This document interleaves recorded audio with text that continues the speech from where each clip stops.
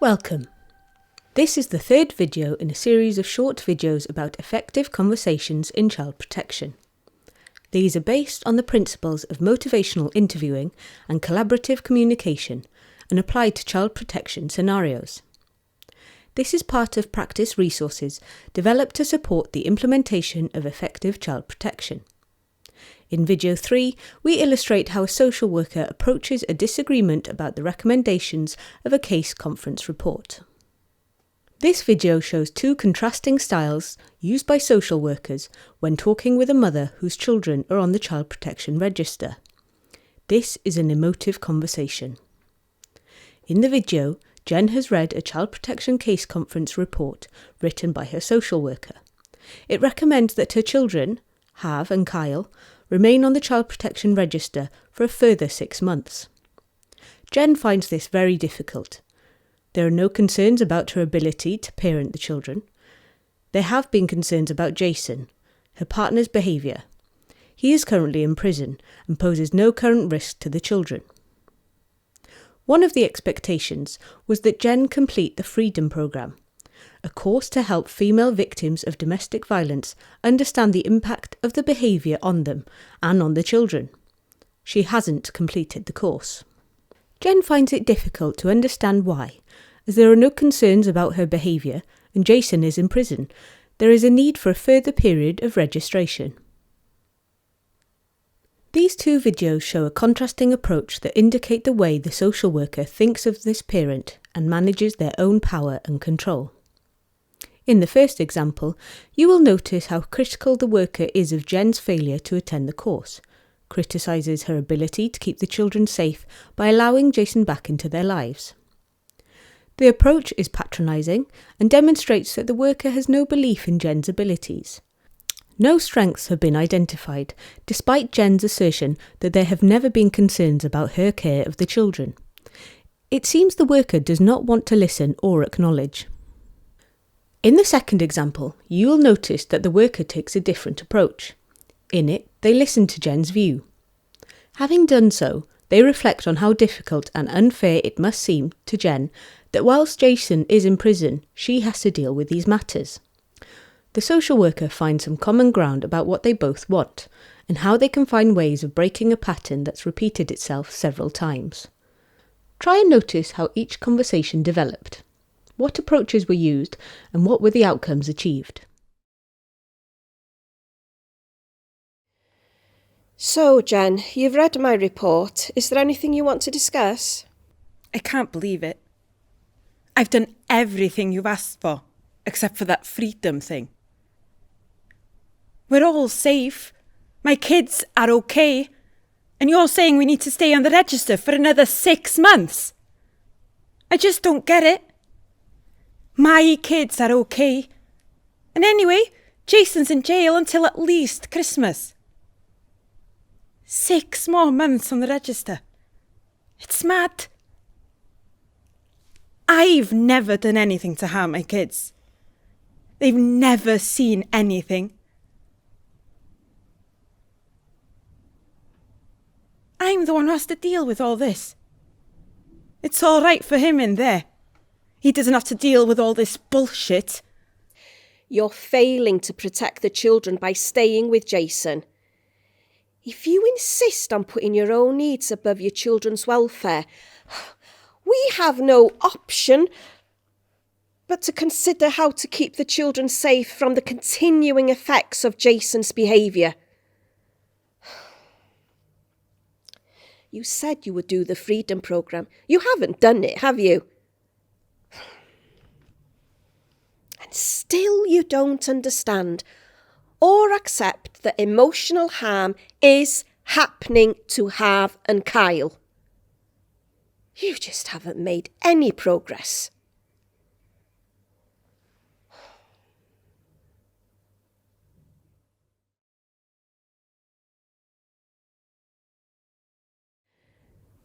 So, Jen, you've read my report. Is there anything that you want to discuss? I can't believe it. I've done everything you've asked me, except for that freedom thing. We're all safe. My kids are okay. And you want us to stay on the register for another 6 months? I just don't get it. My kids are okay. And anyway, Jason's in jail till at least Christmas. 6 more months on the register. I've done nothing to my kids. They've never seen anything. They've never been harmed in any way. I'm the one who has to deal with this. He's okay in there. I'm the one who has to deal with all the bullshit. Yes, it does feel unfair that you're the one that has to be visited, that has to explain herself in these meetings, to have these talks. And I also remember you saying that teachers, the GP, health visitor knowing about Harv and Kyle being on the CP register makes you feel so ashamed. That's especially tough because you and I both know if it wasn't for Jason, there would be no need at all for us to be worried. Because you are a very good and capable mum. You don't know him. He's lovely with the kids. And he's good to me. When I met him, I could see that he was very charming and kind to you and the children. Sadly, it's not always how it is it? I've told him to stay off the coke. When he's on that, he just loses it. I'm fed up with it, and I've told him he needs to change or we're finished. If we look at things from Jason's point of view, he knows that you get fed up, but I'm not sure he believes that you would end your relationship with him. What do you think? You've always had him back. What would help him to see that you're serious and to believe that he has to change?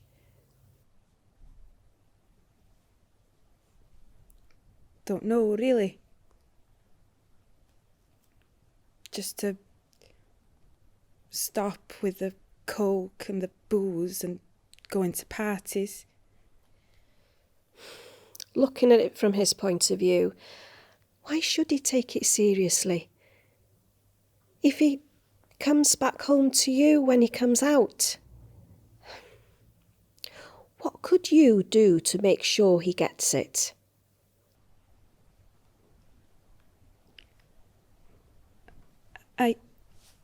I could tell him to go live with his mum until I can see that he can stay out of trouble, stay off the coke and the booze, I suppose.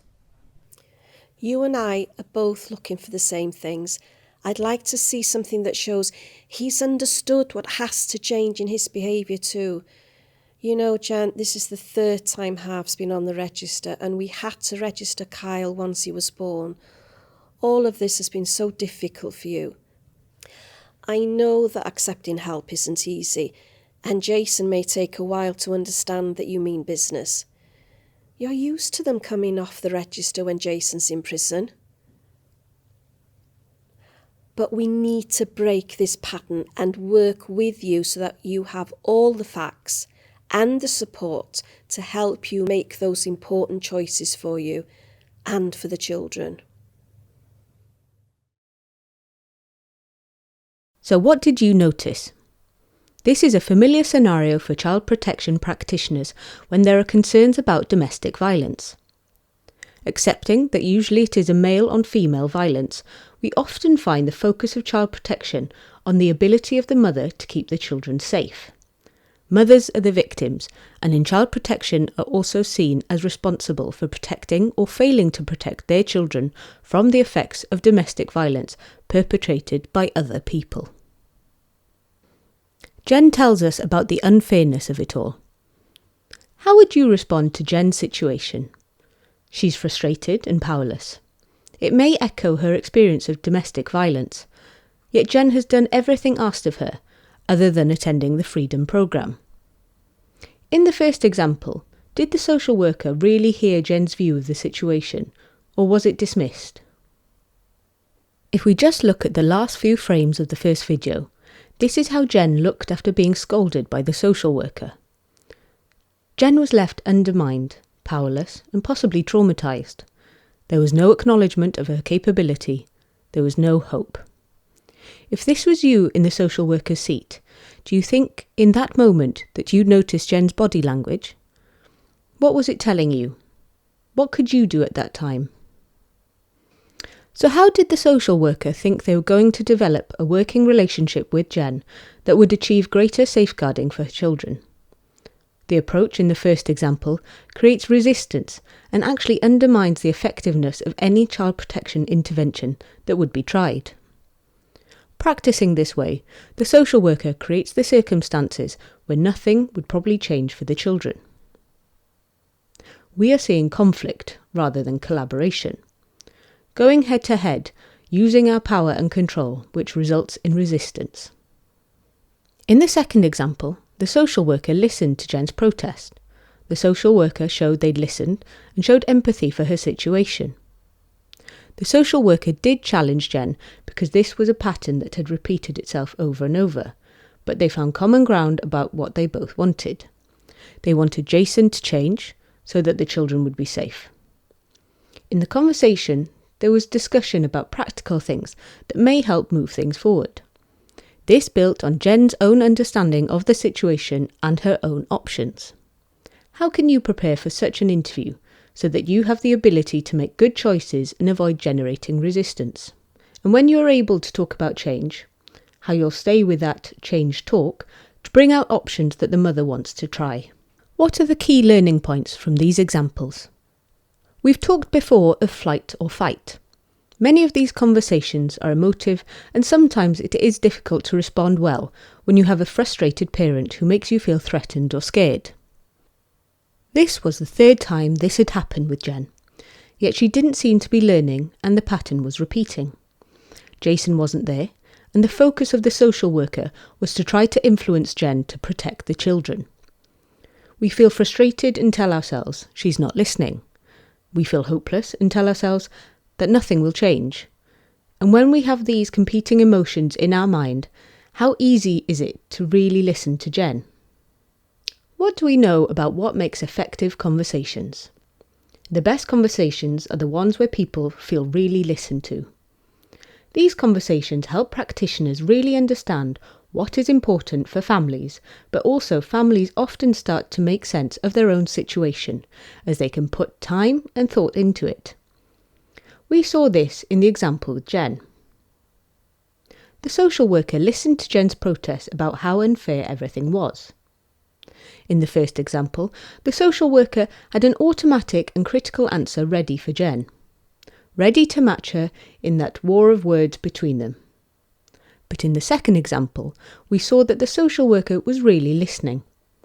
It caused her to catch herself in the moment and pause and think about how she was going to carry on the discussion. She echoed Jen's same words, about it being unfair and how it made Jen feel. A good way to remember the core skills for having a good conversation with people is the word OARS. This stands for some of the key principles of effective conversations. Firstly, to use open-ended questions that open the conversation. Remember to affirm the person. Notice and acknowledge their strengths. This helps you counteract a focus on failure or limitations or risks. When you listen, make sure you listen reflectively. And during the conversation, summarise in an empowering way.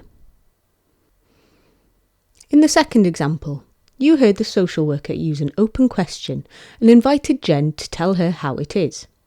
She affirmed Jen by telling her she was a good mother and that they both wanted the same thing. The social worker explores this with Jen to make her think through the issues herself. Understanding how Jen perceives all of this is much more important than giving the social worker a stage to find fault or criticise. How would you prepare yourself so that you avoided going head-to-head with Jen? This video is part of the Practice Resources for Effective Child Protection. Other videos in this series are available to explore effective communication. These focus on areas such as dealing with hostility, discussing an allegation against a father, amplifying change talk and agreeing what needs to change, confirming the change statement and building steps to change. Additional handouts are also available for you to download in the Practice Resources section.